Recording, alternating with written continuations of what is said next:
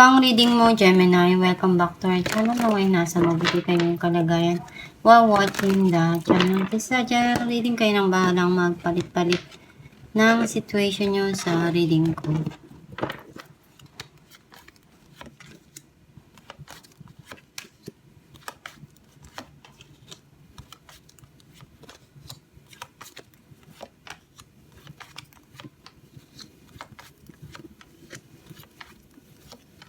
At the bottom of the deck, 3 of Cups. I feel like yung energy mo, nasisense ko na may mga bagay ka dito na ini-enjoy. Pwedeng celebration or reunion. Pagkikita with friends, family, loved ones na alam mong masaya ka, nakasama mo sila. Ang mensahe ng card mo, nakikita ko dito na may mga pinag-iisipan ka ng malalim. Pinipilit mo sa sarili mo na alisin yung mga bagay na yun na gumugulo sa isipan mo. Kasi may mga sitwasyon na iniisip mo na i-remove yung sarili mo dun. Pero hindi mo alam kung paano mo aalisin yung sarili mo.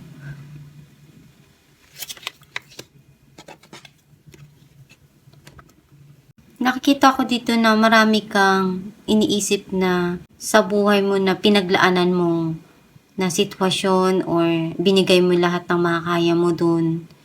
Pero walang bumabalik. Or iniisip mo kung kailan ba maibabalik lahat ng mga bagay na pinaghirapan mo or masusuklian.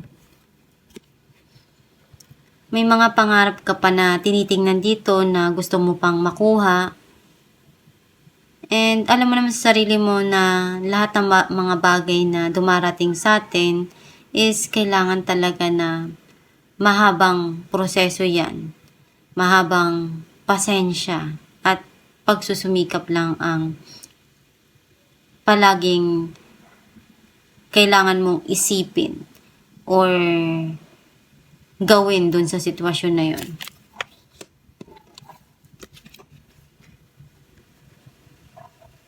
Nakita ko dito na iniisip mo kung ano yung pwede mo pang magawa na mapaunlad yung financial mo.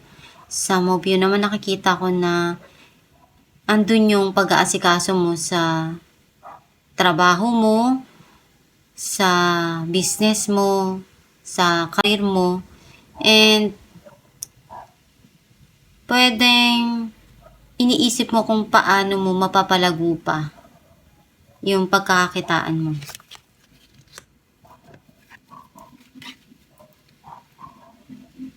May mga bagay ka dito na hinihintay or some of you may darating na bago na pwede mong pagkaabalahan. Pwedeng project, trabaho, or creative na makakatulong sa'yo na makapagsimula.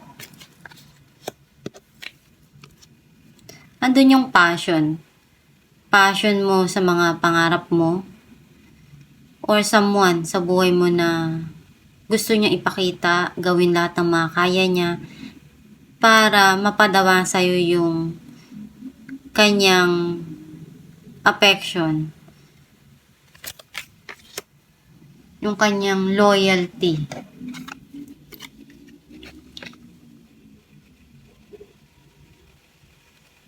Sa movie, nakikita ko dito na merong travel or pwedeng minamanifest mo na magkaroon ng pagbabago dun sa mga dumarating sa'yo ngayon.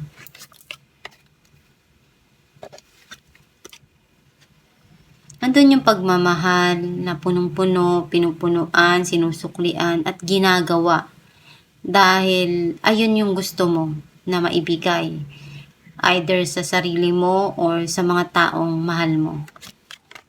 Clarify natin the Hangman.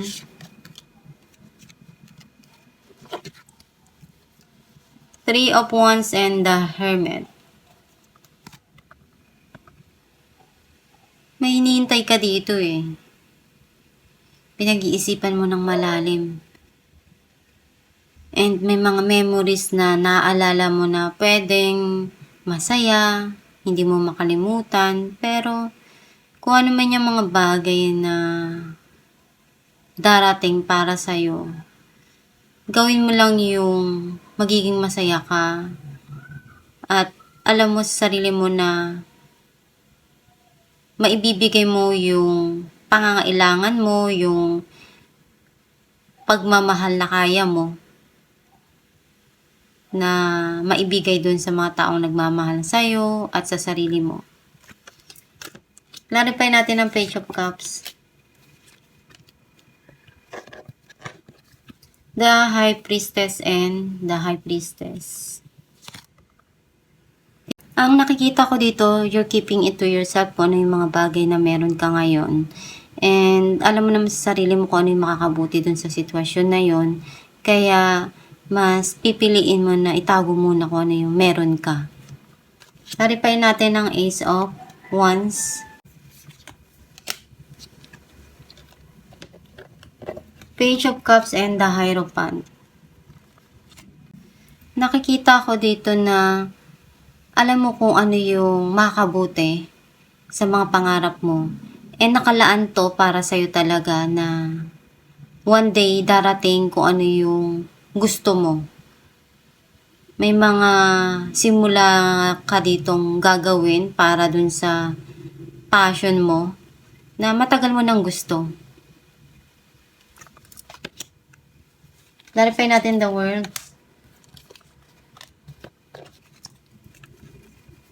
Ten of Cups and Page of Cups.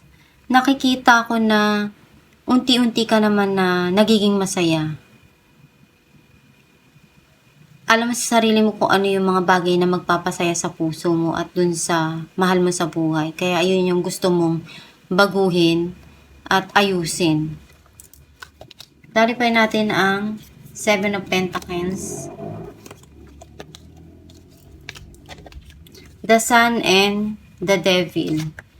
Nakikita ko dito na unti-unti naman na nagiging okay lahat, nagiging masaya ka at kung ano man yung pinaglaanan mo, pinag-investan mo dati, ngayon unti-unti nang ibibigay sa'yo kung ano yung reward doon. And nagkaroon man ng mga bagay na hindi mo nagustuhan before, pero maghihil naman yan unti-unti.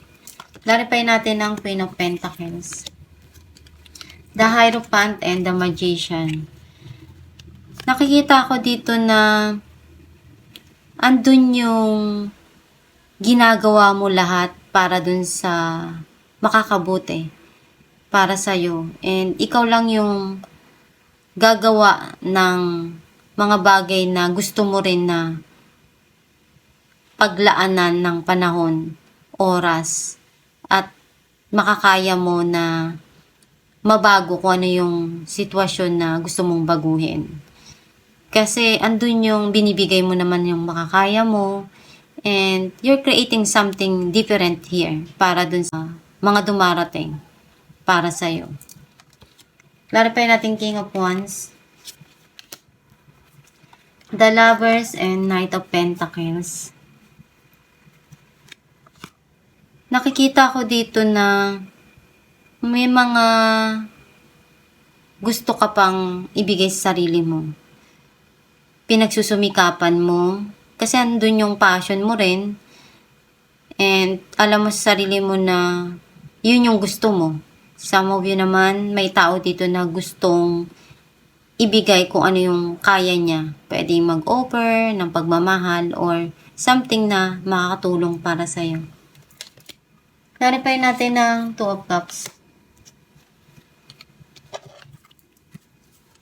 Knight of Swords and Six of Swords. Nakikita ko dito na magkakaroon dito ng clarity and parating na to dun sa mga nangyari sa buhay mo. Pwedeng sa relasyon or sa sitwasyon na nagbigay sa'yo ng hindi maganda. Kasi nandun yung healing eh. Nakikita ko na unti-unting magiging okay lahat. Magkakaroon ng kalmadong pag-uusap, communication. Alamin natin kung ano mensahe ng yung gabay. Time to go. The sun sets and rises each day, and it's the same with the avenues in your life. See the beauty within each sunset in your life and know that the sun will also rise again. Tomorrow, endings are merely the start of new beginning, and we are with you through each phase and cycle. Ang mensahe ng yung gabay na yung kung ano yung dumarating sa buhay mo sa araw-araw, hindi naman palagi na may problema na hindi mo magugustuhan. Sometimes may mga bagay lang talaga na binibigay sa atin na para matuto tayo, para mag-grow tayo, mag-mature. And pulutin mo lang yung mga bagay na makukuha mo doon na aral. And iwanan yung mga hindi na maganda sa nakaraan. Kumbaga yung baggage para hindi na makabigat pa sa kalooban mo. And andun yun naman yung Diyos Ama to guide you and help you. Basta magdasal ka lang palagi at alamin mo kung ano yung makapagpasaya sa puso mo. And yun yung gawin mo. One day, kung ano man yung mga pangarap mo, makukuha at makukuha mo rin yan. Huwag ka lang mapapagod at magsasawa na gawin yung tama dun sa mga sitwasyon na binibigay sa'yo. At itong yung reading, Gemini, kung nakaresonate ka, kindly comment down below.